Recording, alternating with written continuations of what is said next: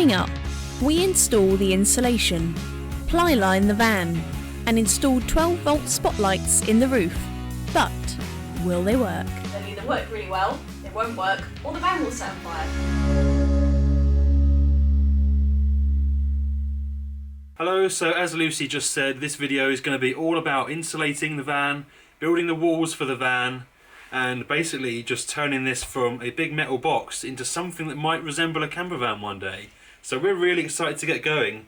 Basically the process is going to be this. So we're going to lay out the battens along the floor, we're then going to put the insulation boards between those battens, and then we're going to repeat for the sides, and then we're going to put the wiring in where the wiring is going to go. We're not going to wire the van now, but we're going to put the wires up on the walls and tape them in place, and then we're going to put the plywood walls up after that. So I think there's only one thing for it now. Get the garage open, let's get going. Let's do it. So to get started, I'm going to be cutting down the battens that are going to go long ways down the edges here. So 2 of those. That's about 3.30 meters, I think, roughly. And they're going to be cutting down several battens that are going to be going this way along, all the way down here. And then some slightly smaller battens that are going to go in between them, like this, all the way along. In between those gaps will be the insulation when that arrives. It should be on its way now, just waiting for the delivery. I'll just show you how cold it is outside. And if you can see that there, real feel of -8. One of the true perks of doing winter projects outside. So happy that we're just about ready to be working inside and no longer have to put up with this horrible winter weather. So today I've just got to be outside cutting down the battens, and after that I think we're home and dry.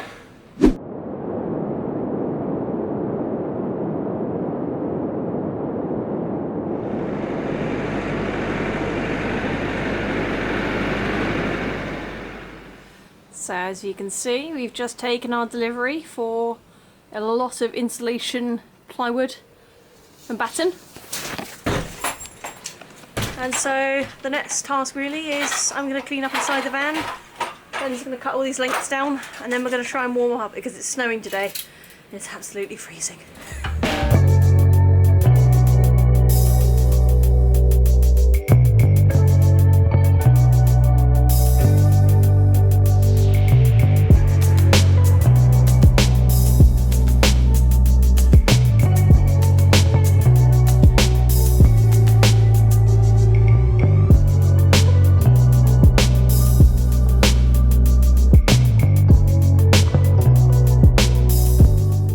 First piece of batten in the van, so really simply all I'm going to do is just run a nice even bead all the way down here, and then flip it over, sort of wiggle it in like that just to create a good bond, and then basically just leave it to dry. And then we're just going to do the other side, and then all the battens that are going to go widthways all the way along. Let's go.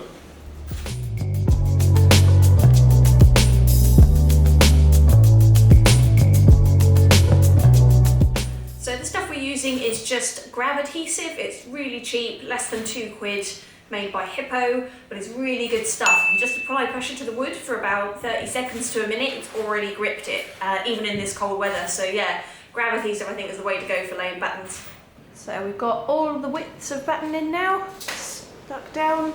Just a few weights on the awkward ones that are a bit bowed to make sure they're properly stuck. And Ben's just cutting down the pieces to go in between these, like so. Like this. That'll make it nice and strong, ready for the insulation. So as you can see, we've now laid all the batten on the floor, the widths, the lengths and everything, which means we will soon be ready to start slotting the insulation in between.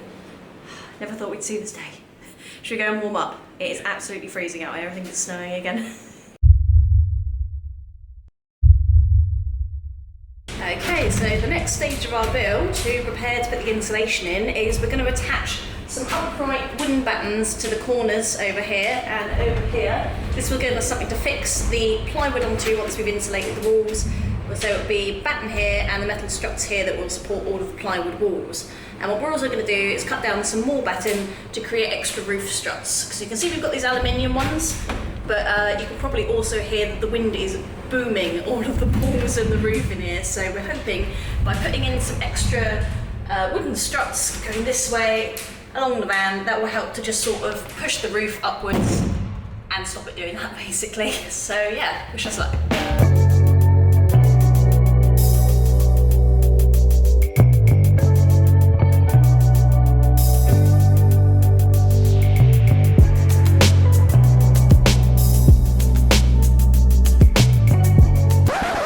So in a classic case of not following our own advice, we've made a little bit of a mistake, haven't we, Lucy?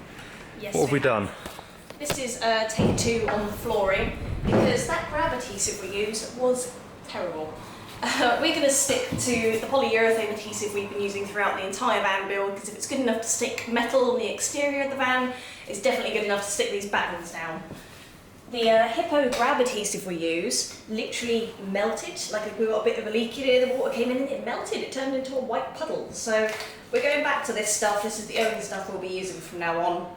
We're just going to stick the battens back down with this, weight them down, leave them overnight, and hopefully we will have a nice solid floor to start with. Okay, so the adhesive's been setting overnight, weighted down, and I just wanted to show you the difference between the cheap grab adhesive we bought, which we used to stick that one down, and the polyurethane adhesive we used to stick these verticals on. I don't think I could pull that off if I tried. So excuse the pun, but I think we'll be sticking with what we know from now on. So we've spent the morning putting in these roof supports up here. So we've got 2 here, and then we've got 1 here, and 1 on the other side of the van as well. This was for a couple of reasons. Mainly, the wind was really making this roof bang and pop as it was going up and down like that. So these extra supports have now managed to sort of really stiffen the roof up quite a lot, and it's now given us something to drill the plywood into for the roof, because we were a bit stuck what to do with that before. So really simply just made up some plates for these, because they're not structural supports. We've just made up some thin aluminium plates and riveted those in place, and it's the same up there as well. So that'll give us a nice bit of support and area to work with when we go to put the plywood in after the insulation. Talking of insulation, that is my next job. So I've just started the arduous task of marking on all the measurements for the insulation that we need, as you can see here. Now this should be quite easy in theory, because you'd think that every single panel is going to be sort of square and of similar sizes. That's where your thinking is wrong. We're building this and we aren't very good at doing things equally, are we, Lucy? So yeah, we made a bit of a hard job for ourselves here, but it's going alright. So the next job, once I've marked on every single panel how big the insulation's got to be, got to go and cut it down and then stick the bugger in. Lovely job. Let's do the bugger in.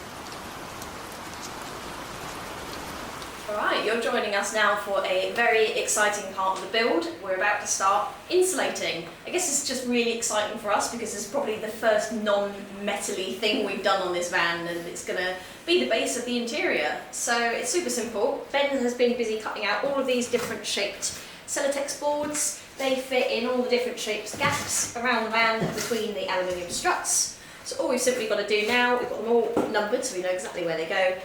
Little spray of spray adhesive, let that go tacky, apply the board. Once that's set, we then add a layer of foil bubble insulation to act as a vapour barrier, seal all the gaps with this foil tape, and then the final stage will be to add some plywood to the floor and the walls, which will create our base to start working on the rest of it. Let's go.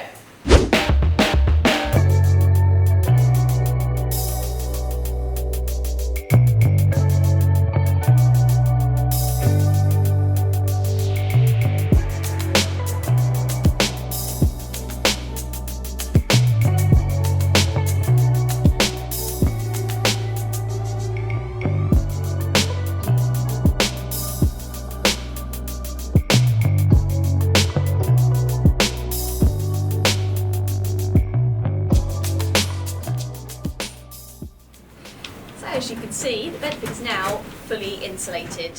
Ben's been busy cutting down all of the celotex panels, which we've then wedged in between the struts and kind of around the windows and stuff.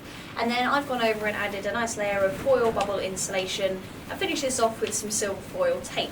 I found that it's best with the foil bubble insulation to stick that on with either spray adhesive or duct tape, and then use the foil tape to fill in the gaps and create a nice tight vapour barrier, because the foil tape is not very good at sticking to things that aren't insulation. I've also added some markings with green tape. This is basically for our reference, because the aluminium struts that are going to be covered by the plywood, we need to know where they are in order to attach it. And then finally, Ben's going to be cutting out the plywood walls, cutting out all the holes in them for the windows and such. And in the meantime, I'm going to be laying 12-volt wiring. This is going to run along the walls behind the plywood, so it's nice and hidden out the way. I'm not actually going to be wiring anything in yet. I'm just going to be putting them in place so that they're hidden and the whole van looks nice and neat when we're done. So let's get cracking.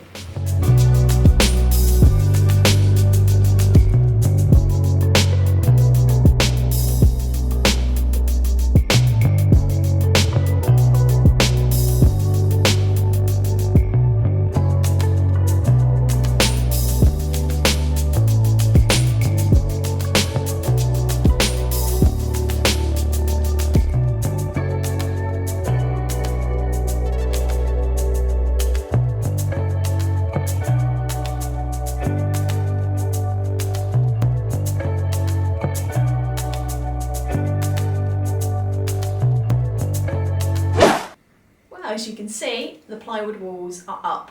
It's been a marathon today, I tell you that. We've been out here for about 8 hours, and it's kind of been the same pretty much every day for the last week that we've had off work. We've been out here just putting in the hours every day, because we really can't wait to see this build done. Some of you may be wondering why we've decided to go for plywood walls and not like cladding or something like that, but I tell you, all will be revealed. This is just the base for the amazing things we've got planned for the interior of this van. I'll talk you through a little bit what we've been doing. So Ben's been cutting down the plywood sheets. We had a little bit of a hiccup when we realised that they were slightly narrower than the metal struts we were attaching them to, but we have managed, some of them are attached just on the edges, but it has worked because of the type of screw we've used. These are self-tapping, I think they're called wafer head screws, so they've got a nice wide head on them, which really helps just apply more pressure to the plywood. And the self-tapping part is obviously it taps itself through the aluminium behind, so that's great. It can go straight through the ply and alley, no need to make a pilot hole. Around the windows, admittedly we probably should have built some frames, but we have managed with some polyurethane adhesive and some clamps, and that seems to be holding pretty well. We'll be finishing these off later on a bit more decoratively. And then also we've got the wiring as well, which I'm really pleased that we did it this way, because we laid all the wiring behind the plywood, taped it all in place, just in anticipation of where the lights and things are going to go. So now we've got this super neat effect. We've got no wires, you know, visible on the walls anywhere. They're all hidden behind. We've just got to remember where they are when we come to drill through some of the furniture, but it shouldn't be too much of a problem. I think we're going to call it a night for now, but in the coming days we will be doing the roof with the rest of the ply and the cab area, and then we'll be ready to start building some interior stuff.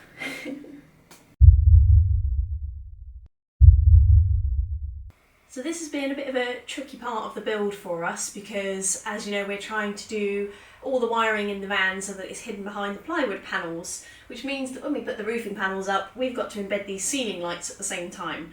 And we do not know the first thing about 12-volt wiring. We didn't do any of the wiring on our LDV. My dad did, so I've been consulting him on this, and it took me all afternoon, but I managed to figure out how to wire these lights together. These are going to be our roof lights. Unfortunately, I'm going to have to de-wire them all to install them in the plywood panels when we put them on the roof. And also something I've learned since is that to run the wiring all the way around and via a light switch, we've had to sort of jig it around a bit in the panels, because obviously anyone who's got the first clue about electrics will know this, but we had to basically move it around slightly to create a loop, and this is where the light switch goes. The light switch acts as a brake in the circuit for the wiring to obviously turn the lights on and off. So I'm not going to go into any detail about this because we really don't know the first thing about lighting, but hopefully we'll be able to give you a bit more of a comprehensive guide in a later video when we're doing the proper wiring in the van. So let's get these roof panels up. Okay, so we haven't actually been filming the fitting of the lights because it has been a very difficult part of the build, so I'll give you a quick recap of how we've been doing it. Plywood to go on the roof, hole saw to cut the holes in the plywood, embed the lights with the wires on the reverse side up in the roof. We've also cut corresponding holes in the insulation with the hole saw, as well as puncturing some little holes for the terminal block to sit in, which we use to connect all the lights together. And then it's a simple case, of lifting this up, connecting the terminal blocks, squishing them in the holes, and then holding the whole thing up while we screw around the outside. So yeah, really simple process. Okay, gonna need you to lift it quite close to the roof, but not too close.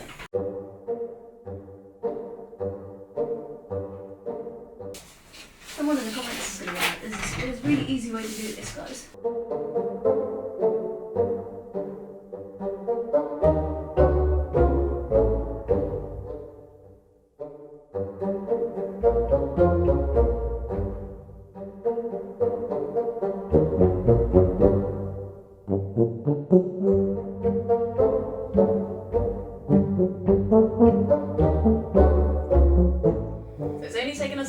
But we finally fitted the lights. Now all that's left to do is test them. One of three things will happen. They'll either work really well, they won't work, or the van will set on fire.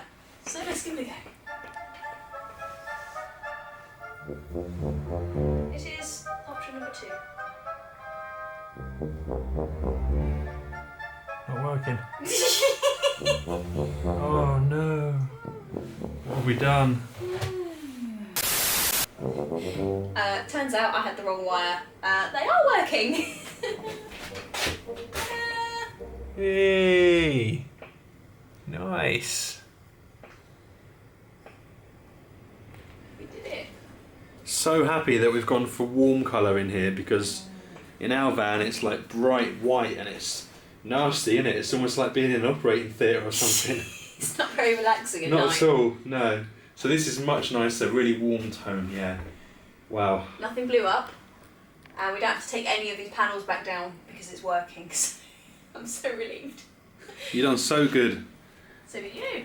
Just yesterday, Lucy had absolutely, well, both of us had no idea how to do this wiring. It was hurting my head. I was looking at diagrams online and I was just like, I don't understand. And then literally overnight I managed to learn how to. It's only basic. I know there'd be electricians watching just like, that's nothing. But to me, it's a big achievement. Definitely. Oops. Well done, team. Woo! And we are done.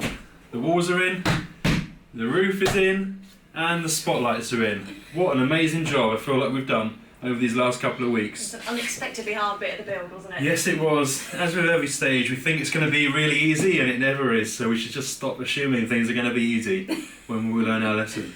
So that's it for this video. In the next video, we're going to be building the false floor, building the shower room, and all the fun stuff basically, because now we are ready to start installing. So it'll be those two, and then it'll be the kitchen units and the bed area, the seating area. All the fun creative stuff. All of that good stuff that we've been looking forward to for absolutely months, if not years now. So yeah, a long time coming.